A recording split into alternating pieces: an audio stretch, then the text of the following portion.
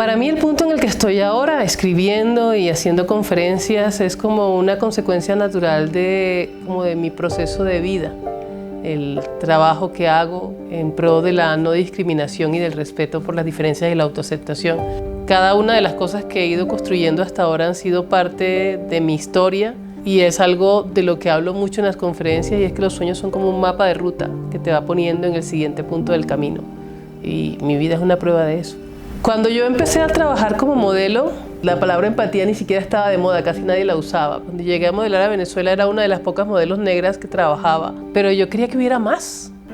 Entonces empecé un proceso como muy personal de abrir la puerta para otras modelos. Y en una de esas aperturas de puerta, una de las chicas terminó poco a poco quedándose con mi trabajo sin querer, ¿no? Porque seguía como la figura de que había puesto para una, y mi amigo Fran Bofrán, un fotógrafo maravilloso venezolano, me dijo, pues, si alguien puede reemplazarte es porque llegó tu momento de crecer. Y cuando llegué a Colombia y empecé a actuar, es imposible no ver un punto de similitud entre la empatía y el trabajo como actriz, porque, bueno, ser actor es ponerte en los zapatos del otro. Y en ese viaje en el que interpreté prostitutas, mujeres desplazadas, personas que estaban en la cárcel, fui a esos sitios, fui a prostíbulos, fui a la cárcel, fui a ONGs a hablar con personas desplazadas, con personas que habían sufrido procesos de violencia, y ahí empecé a tener en mi cabeza la idea de qué hubiera tenido que pasar para que yo terminara viviendo la vida de esa persona, o terminara pensando como piensa esa persona, o terminara tomando las decisiones que esa persona ha tomado. Y ese también es la base de la empatía, ¿no? Cuando empecé a pensar en, yo quiero hablar de lo que me pasa a mí como una mujer negra, lo primero que se me ocurrió fue invitar a otras mujeres negras a mi casa a que compartieran conmigo sus experiencias, porque no quería hablar solo desde mi punto de vista. Y empecé a hacer unos talleres, unos círculos de mujeres en casa con mujeres negras con muchas experiencias de vida diferentes, empleadas domésticas, arquitectas, cantantes, bailarinas, muchachitas muy jóvenes y señoras ya muy grandes, y ver qué era eso que teníamos en común, qué era lo que sí nos pasaba a todas las mujeres negras.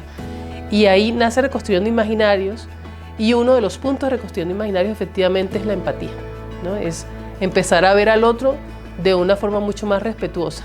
Por allá en el 2018, casi al mismo tiempo que estaba empezando Reconstruyendo Imaginarios, un día me senté y escribí Rosa la Crespa.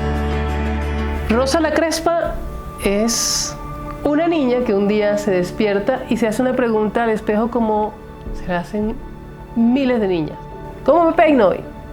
Y eso genera un caos en casa, ¿no? Y hacemos un viaje con Rosa hasta que, digamos que hay una especie de liberación. Ella encuentra un personaje que la ayuda a no aceptarse, porque ella no tenía ningún problema, sino a tener herramientas para no dejarse llevar por todos los traumas y todos los prejuicios que tienen sus familiares y otras personas con las que ella se encuentra. Y que es la experiencia, no solo la experiencia mía alrededor del cabello crespo, sino la experiencia de muchas otras personas. Digamos que toda la violencia que se ejerce sobre las niñas afro en el interior de sus familias y en sus colegios en cuanto a su propia imagen, ¿no? Cómo se les enseña a no querer su cabello. Lo lindo de Rosa la Crespa ha sido que inicialmente yo pensé en este libro como un libro para niños, y resulta que cuando este libro sale empiezan a llamarme personas adultas que me dicen, yo soy Rosa la Crespa. O personas que dicen, mira, este libro lo compré y se lo regalé a mi esposa, se lo regalé a mi hermana, se lo regalé a mi tía, porque vivieron ese mismo proceso. Entonces Rosa la Crespa termina siendo como un referente para hablar de respeto por las diferencias, primero, y autoaceptación. Creo que la primera vez que yo me cuestioné fuertemente acerca de mi identidad como persona afro fue cuando empecé a modelar, y cuando empecé a darme cuenta que otras personas me discriminaban abiertamente por mi color de piel y por la textura de mi cabello. Porque yo crecí convencida de que yo no había sufrido ningún tipo de racismo. Porque uno crece viendo películas y series norteamericanas en donde lo que llaman racismo es que a alguien lo golpean, lo queman, lo matan. Entonces uno decía, no, pero si a mí no me pasa eso, pues yo no sufro de racismo. Pero resulta que el racismo al que yo estaba siendo sometida era convencerme a mí de que lo que yo era físicamente, mi aspecto, mi cabello, mi piel, eran un defecto. Ese despojarte primero de tu autoestima, solo por verte como te ves, solo por pertenecer a una etnia, es un acto de racismo profundo. Y cuando llegué a Colombia con mi cabello natural y empecé a decirle a las producciones, yo quiero llevar mi cabello natural, era todavía una lucha personal. Pero resulta que haciendo mi primera novela en Colombia, un día estaba en Santa Marta y se acerca una señora con una niña de 6 años y me dice, mira, ella odiaba su pelo hasta que te vio en televisión. Una niña crespa con su cabello suelto. Y fue la primera vez que yo me di cuenta de algo que se llama la representatividad, que es que lo que yo hacía o lo que yo dejaba de hacer o como yo me veía no solamente me afectaba a mí, sino que afectaba a otras personas que venían detrás de mí y que no veían un referente que se viera como ellos en la tele. Hay que empezar a recontarnos, a cambiar la forma en que nos contamos. Y desde ahí creo que empieza esa reconstrucción de la identidad colombiana.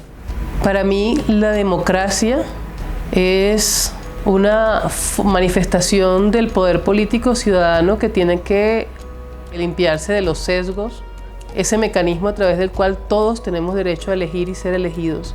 Tenemos todos derecho a construir el espacio en el que vivimos todos, con unas reglas en las que todos estemos de acuerdo o en las que por lo menos la mayoría esté de acuerdo.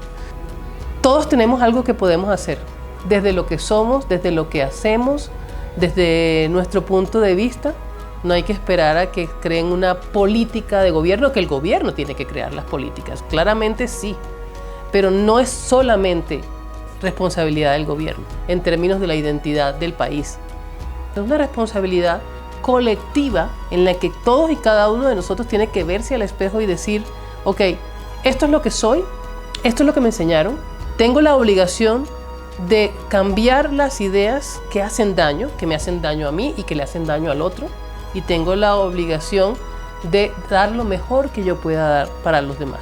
Si tan solo hiciéramos eso, tendríamos el país que soñamos. Yo soy Colombia porque aquí nací. Soy Colombia porque este es el espacio y el territorio donde he construido lo que soy, porque es la patria de mis hijos. Y por mis hijos tengo que aprender a construir una Colombia que sea digna para ellos. Colombia es todo, con lo bueno, con lo malo, pero hay mucho espacio fantástico, precioso y mucha gente increíble que simplemente no tiene por qué ser igual al otro para que haya una identidad conjunta de país.